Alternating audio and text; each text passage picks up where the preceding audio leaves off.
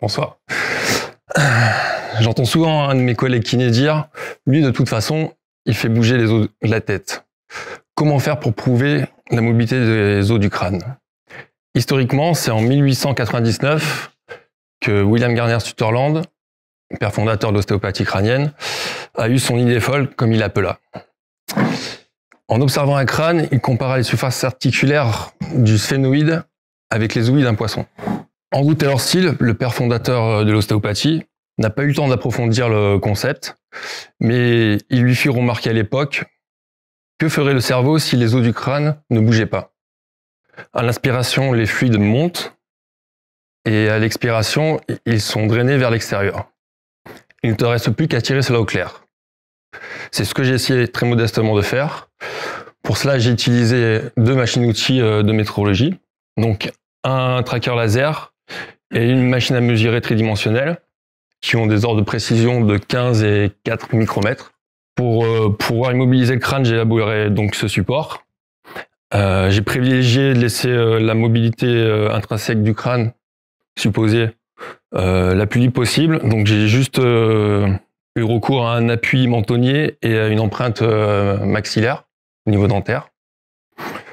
Le site de l'expérimentation, ça a été donc le temporal avec la suture pariéto-squameuse, car il était facile d'accès. Et la mastoïde du temporal permet d'avoir un grand bras de levier. Et c'est aussi une des dernières sutures à s'ossifier, au-delà de 70 ans. Nous avons réalisé des séries de mesures avec contrainte et sans contrainte.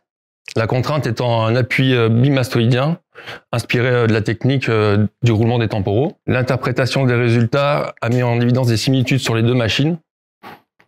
Donc, à savoir, premièrement, il y avait une augmentation d'amplitude du diamètre crânien, avec appui.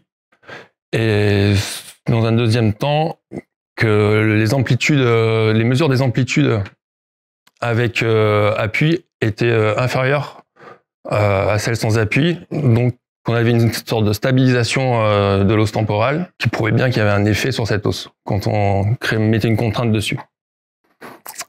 L'ensemble de ces mesures donc, a, semble-t-il, mis en évidence une mobilité des os du crâne.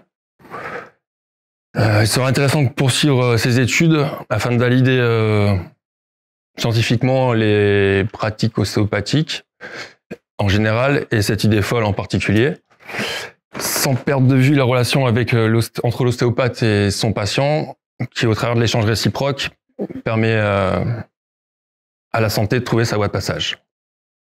Voilà.